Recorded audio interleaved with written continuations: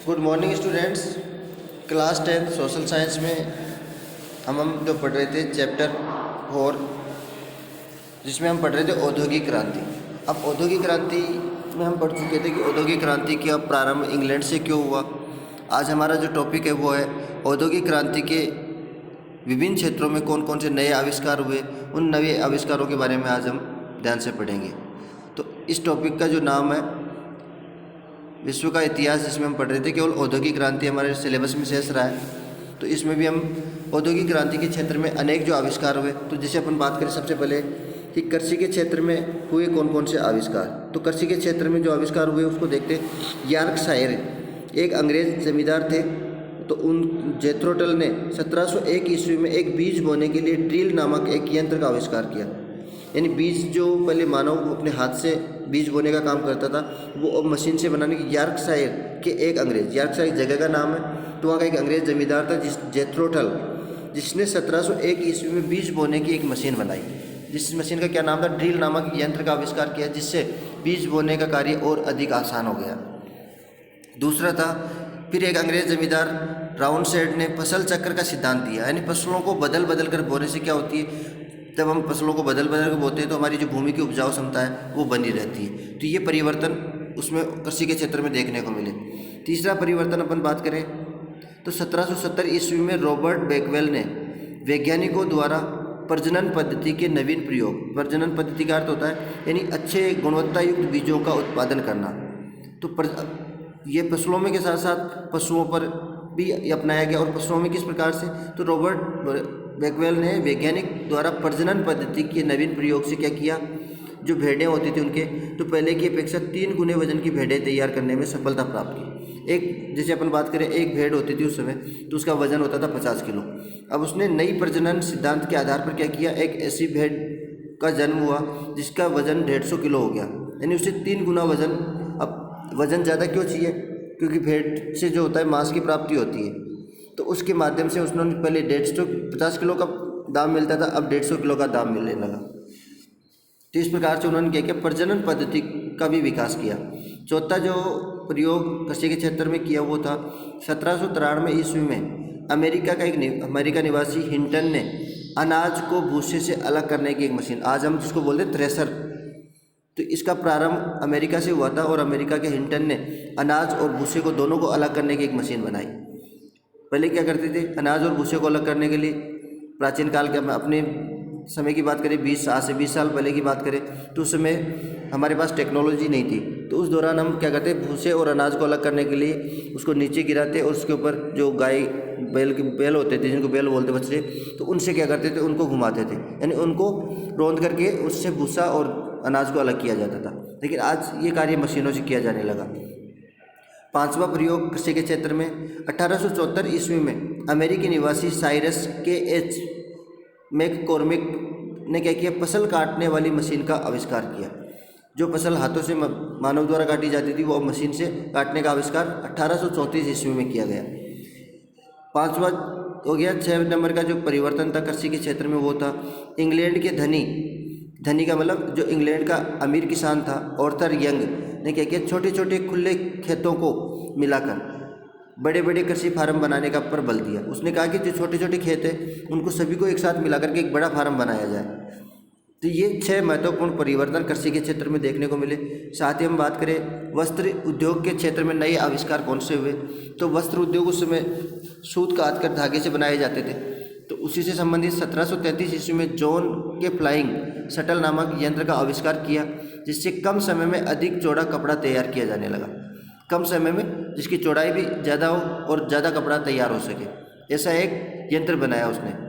1765 ईस्वी में James Hargreaves ने कताई की मशीन बनाई। कताई का मतलब धागा जो बनाया जाता था सूत काटने का काम, जिसे गांधी जी करते थे उस तरीके से, तो उस सूत काटने की जो मशीन बनाई, जिससे एक व्यक्ति एक समय में 8 धागों का निर्माण कर सकता था। पहले एक व्यक्ति एक समय में एक ही धागा बनाता था, अब इस मशीन के माध्यम से एक व्यक्ति एक ही समय में 8 धागे बना सकता था। ऐसी मशीन इसने बनाई। 1769 ईस्वी में रिचर्ड आर्कराइट ने वाटर फ्रेम का आविष्कार किया। वाटर फ्रेम, अब वाटर फ्रेम से क्या हुआ कि ये जो धागा होता था, जो धागे काटने का काम करता था, ये थोड़ा टूट जाता था, लेकिन ऐसा धागा बनाया वाटर फ्रेम मशीन के माध्यम से जो और पहले की धागों की अपेक्षा काफ़ी मजबूत हुआ करता था। तो मजबूत धागा बनाया जाने लगा। 1799 ईस्वी में सैमुअल क्रॉम्पटन ने म्यूल नामक एक मशीन का आविष्कार किया। अभी म्यूल नामक एक मशीन जो थी उससे क्या होता था, जिससे बहुत बारीक और मजबूत सूत काता जाता था। बारीक भी होता था, जिसमें कम प्रयोग होता था, और साथ ही साथ मजबूत भी होता था। तो बहुत बारीक और मजबूत सूत काटने लगा, इससे का निर्माण किया जाने लगा। पांचवा प्रयोग वस्त्र उद्योग के क्षेत्र में 1787 ईस्वी में काई राइट ने शक्ति से चलने वाले पावर लूम का आविष्कार किया। शक्ति के मतलब ऊर्जा से। मशीनों को पहले इंसान चलाते थे, लेकिन धीरे धीरे इलेक्ट्रिसिटी से चलने लगी। शक्ति से चलने वाली पावर लूम का आविष्कार पहली बार वस्त्र उद्योग के क्षेत्र में किया गया। तो ये कृषि और वस्त्र उद्योग के बाद में आते हैं लौह उद्योग के क्षेत्र में हुए नए तकनीकी परिवर्तन। 1709 ईस्वी में अब्राहिम डर्बी ने धमन भट्टी का आविष्कार किया। अब धमन भट्टी क्या होती थी, जो कच्चा लोहा होता था, लोह एस्क जो होता था, उससे पिघला करके जो शुद्ध लोहा होता था उसको अलग करने की एक मशीन बनाई। तो धमन भट्टी का आविष्कार किया, जिससे लोह एस्क को पिघलाने और साफ करने का कार्य किस हाथों जो पहले इंसान करते थे वो आज के किससे होने लगे, मशीनों से, और जल्दी होने लगा।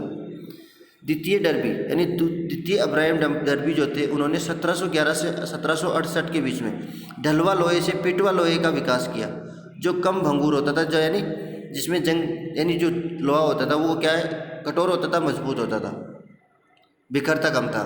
1784 ईस्वी में हेनरी कोट ने आलोडन भट्टी और बेलन मिल का आविष्कार किया, और इससे क्या हुआ, 1856 में हेनरी बेसमेयर ने एक नई इस्पात बनाने की विधि अपना ली।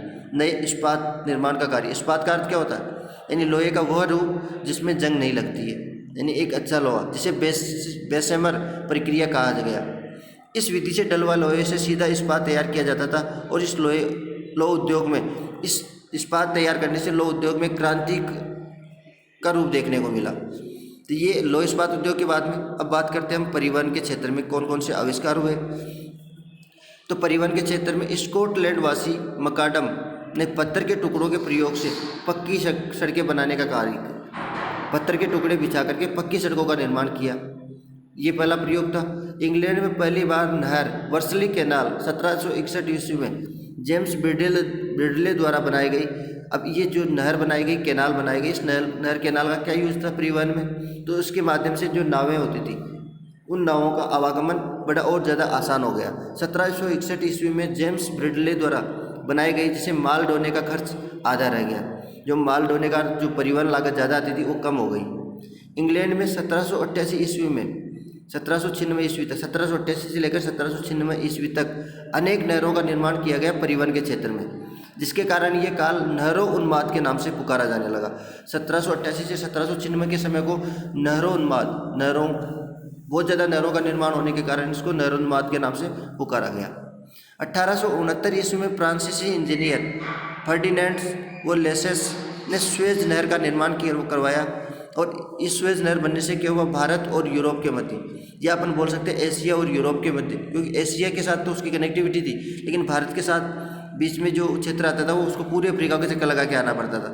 तो उस अफ्रीका के चक्कर को छोड़ करके इन्होंने क्या किया, स्वेज नहर का निर्माण किया, जिससे भारत और यूरोप के मध्य की दूरी क्या हो गई, 1/3 कम हो गई, यानी 75% जो दूरी थी वो कम हो गई। भले 100% आते थे, 25% चलते ही क्या होता है, भारत में पहुंच जाते थे। तो ये तो थे परिवहन के क्षेत्र में कुछ आविष्कार। अब बात करें हम जल यातायात के क्षेत्र में हुए कुछ परिवर्तन। 1807 ईस्वी में एक अमेरिकी रॉबर्ट फुल्टन ने प्रथम वाष्प चलित नौका का आविष्कार किया, वाष्प से चलने वाली नाव बनाई। तो यह परिवर्तन यातायात के क्षेत्र में देखने को मिला। जल यातायात के क्षेत्र में, रेल यातायात के क्षेत्र में 1814 ईस्वी में जॉर्ज स्टीफेंसन ने भाप के इंजन या रॉकेट का आविष्कार किया पहली बार। 1880 ईस्वी में इसी के माध्यम से प्रथम रेलगाड़ी मैनचेस्टर से लिवरपूल के बीच में चलाई गई थी। विश्व में पहली जो रेलगाड़ी चली थी वो 1830 में मैनचेस्टर और लिवरपूल के बीच में चलाई गई थी। ये रेल यातायात के क्षेत्र में। संचार के क्षेत्र में कुछ आविष्कार हुए। अब संचार के क्षेत्र में अपन जैसे बात करें कि पहले संदेश पहुंचाने के लिए एक देश से दूसरे देश, एक स्थान से दूसरे स्थान पर कोई सुविधा उपलब्ध नहीं थी। तो 1844 ईस्वी में सैमुअल मोर्स ने एक व्यवहारिक तार यंत्र का आविष्कार किया। उस तार यंत्र के माध्यम से क्या किया, विश्व के 2 महाद्वीपों को जोड़ने का काम उन्होंने किया। विश्व के 2 महाद्वीपों को किस प्रकार आपस में कनेक्टिविटी प्रदान की, ये उसने कर दिखाया। 1844 में सैमुअल मॉर्स ने। 1876 ईस्वी में ग्राहम बेल ने क्या किया, टेलीफोन का आविष्कार किया, जिसने संचार की दुनिया में क्या है, क्रांति ला दी। 1876 में ग्राहम बेल के द्वारा टेलीफोन का आविष्कार किया गया। तो ये काफ़ी परिवर्तन संचार के क्षेत्र में देखने को मिले। साथ ही साथ इसी औद्योगिक की जो क्रांति है उसका अंतिम पॉइंट है, औद्योगिक क्रांति के क्या परिणाम रहे, औद्योगिक क्रांति से कौन कौन से परिवर्तन हुए। तो इस औद्योगिक क्रांति के परिणामों को 4 भागों में बांटा गया है। पहला था आर्थिक परिणाम। इससे क्या हुआ, आर्थिक परिणाम की दृष्टि से उत्पादन और व्यापार में काफ़ी वृद्धि हुई, जिससे क्या हुआ, आर्थिक संतुलन बिगड़ गया और नगरों का अधिक विकास हुआ। यानी व्यक्तियों ने इसके ऊपर ज़्यादा आर्थिक रूप से ज़्यादा जोर दिया और इसकी वृद्धि तो हो गई, लेकिन आर्थिक संतुलन उस समय बिगड़ गया और नगरों का ज़्यादा विकास होने लगा। दूसरा, बैंक और मुद्रा का विकास भी साथ में हुआ। कुटीर उद्योग क्या हो गए, नष्ट हो गए। जो लोगों को रोजगार प्रदान करते थे वो उद्योग धीरे धीरे नष्ट हो गए। तो ये तो था आर्थिक परिणाम। साथ ही राजनीतिक परिणाम में क्या हुआ कि राजनीतिक परिणाम ये हुआ कि राजनीति में लोकतंत्र की मांग बढ़ने लगी। लोग इस चीज़ को समझने लगे कि लोकतंत्र ही हमारे लिए काफ़ी अच्छा है, तो उन्होंने लोकतंत्र की मांग बढ़ी और मध्यम वर्ग का भी राजनीति में शामिल, मध्यम वर्ग जो था वो भी राजनीति में जाकर शामिल हो गया। श्रमिक संगठित हुए और श्रम आंदोलन प्रारंभ। श्रमिकों के जब अत्याचार होने लगे तो श्रमिक संगठित होकर के उन्होंने आंदोलन करना प्रारंभ कर दिया। सामाजिक परिणाम, नए नए सामाजिक वर्गों का उदय हुआ। संयुक्त परिवार प्रथा जो थी वो विघटन का मतलब होता है दूर हो गई, यानी संयुक्त परिवार प्रथा जो चलती थी अब आज क्या हो गए, एकल परिवार में परिवर्तित हो गए। नगरों में गंदी बस्तियों की समस्या उत्पन्न हो गई, क्योंकि ग्रामीण क्षेत्रों से व्यक्ति शहरों में जाकर बसने लगे, तो वहाँ पर जब उनको पर्याप्त रोजगार नहीं मिला तो वो क्या हो गए, गंदी बस्तियों में अपने आवास बनाकर वहाँ रहने लग गए। नैतिक मूल्यों में गिरावट आ गई। नैतिक मूल्य क्या होता है, जो व्यवहार होता था एक व्यक्ति से दूसरे व्यक्ति के मध्य, जो व्यवहारिकता थी वो व्यवहारिकता क्या हो गई, समाप्त हो गई, यानी नैतिकता बिल्कुल समाप्त हो गई। वैचारिक परिणाम, इसमें आर्थिक उदारवादी विचारधारा का स्वागत किया गया और समाजवादी विचारधारा का इसके साथ ही जन्म हुआ। इसी के साथ हमारी जो औद्योगिक क्रांति वाला चैप्टर है वो कंप्लीट होता है। अब हम नेक्स्ट अगला जो चैप्टर है 5 नंबर लोकतंत्र वाला वो स्टार्ट करेंगे। ये चैप्टर हमारा कंप्लीट हो गया। इसका PDF इसके नोट्स में आपके इस पर डाल चुका हूँ, तो इसको आप ध्यान से पढ़िए, इसके नोट्सों को कंप्लीट करें और इसके कुछ क्वेश्चन है वो भी आप करें, औद्योगिक क्रांति से संबंधित क्वेश्चन। धन्यवाद।